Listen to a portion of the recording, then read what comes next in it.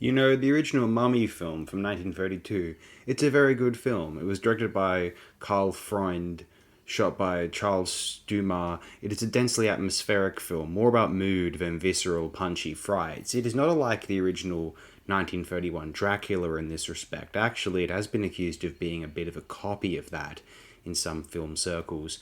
The mummy walks from his tomb, and this mummy in question was a high priest in ancient Egypt who wants to seduce a woman in the then present day of 1932. It has significant parallels of the plot of the 31 Dracula starring Bela Lugosi. The mummy does not bowl around knocking things over like the Frankenstein's monster, as you might expect. That is far more true of the 1959 Hammer film The Mummy. It shares the same title. Director Karl Freund had been a magnificent cinematographer of the silent era in Germany, what we now call the era of German Expressionism, a component of what is considered the wider movement in European art called Expressionism, which operated during the earlier decades of the 20th century. Karl Freund had shot some seminal films from that era, including 1920's The Golem. He's one of two credited cinematographers on that film.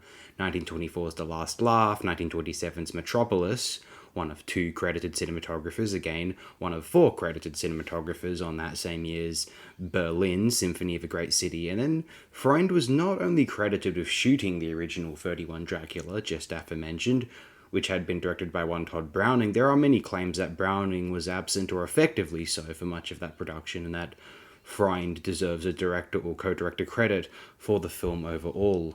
He also shot a wholly strong horror film from 1932 called Murders in the Rue Morgue, directed by one Robert Florey, a film by Fred Zinnemann from 1944 called The Seventh Cross, which is a fairly good picture, I think, as well as the 1948 much-remembered Humphrey Bogart Edward G. Robinson affair called Key Largo from John Huston, a rather good film overall, I also think. As a director, Freund has much fewer credits, The Mummy being almost certainly the most well-known of them, though there is also from 1935 Mad Love worth mentioning, I feel, aka The Hands of Orlac, which is a splendidly executed horror picture starring the immensely iconic Peter Lorre, and which was shot, one of two credited cinematographers, by the later highly legendary director of photography for Citizen Kane by Orson Welles, that being Greg Toland, whom Welles himself claimed was the individual most responsible for Kane's now ubiquitous classic status. But on influential and lauded cinematographers, Freund's work on 1931's Dracula, the expressionistic staging, the ominous lighting, staples of German pictures during the silent era, the 1920s especially, became the popular beloved standard for Hollywood's wave of early sound era horror films, now often considered to be the major formative horror classics for the English-speaking world cinema. All of the Gothic photographic techniques popularly introduced by Freund, and I suppose we can mention director Browning too to some extent, whether he had a hand in 31 Dracula's creative execution or not. His other feature film works are highly arresting and certainly influential in their own right, as many have eagerly noted.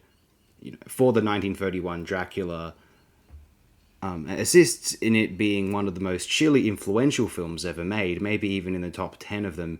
It influenced horror films, the film noir continuum, and even general dramatic stylized lighting in an otherwise non-genre oriented drama, just like the aforementioned Citizen Kane, say.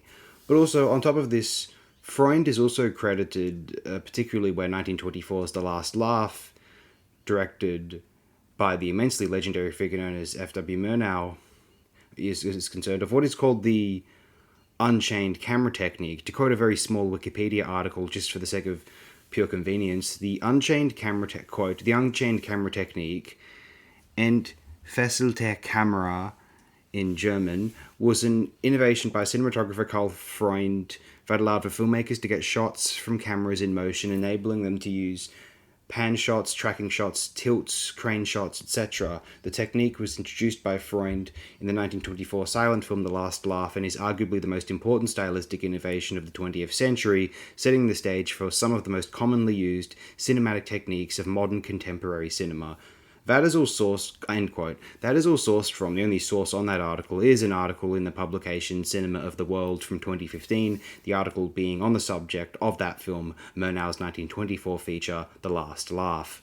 The Mummy is a stellar watch. I happen to love the mood of it. It is infectious. You can pop it on at any time. It is like the 31 Dracula in this respect, where it is in some respects an almost more refined film. Dracula has its sloppy moments, and is almost certainly the superior film at its best. I think no one will dispute that, though The Mummy may be a more consistent viewing experience, and I think the high points of the 31 Dracula can throw you off for when you see a hopeless looking bat prop, the infamously off putting, highly abrupt ending, considered quite anticlimactic by the standards of today, or some slightly too theatrical melodrama during the middle of the film, say.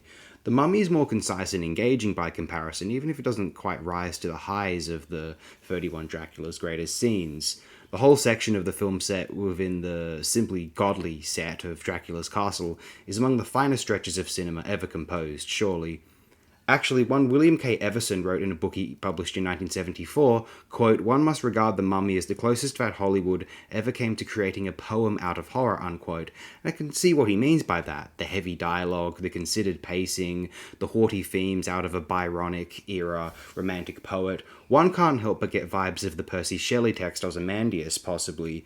The tasteful nature of its framing, especially by the standards of the films from the next almost 100 years after its initial release, and the moody nature of its photographic schema. The Mummy is far more graceful and genuinely enrapturing than it has any right to be, especially if you're willing to let it. Go and watch it. Consider its compositional finesse. It will not outstay its welcome at under 80 minutes in length, and you will find a moving, compelling piece about a sorceress spectre of the past who longs for a foothold and a fulfillment in the present at the cost of another's free will and the attempts by the confused experts to try and stop it. It has a sort of surface level, plausibly trashy Egyptology sheen, though fundamentally it is a work of vague ethereal gothic romance, and one which is rooted in a relatively unique aesthetic gravity compared with some other works of that mould.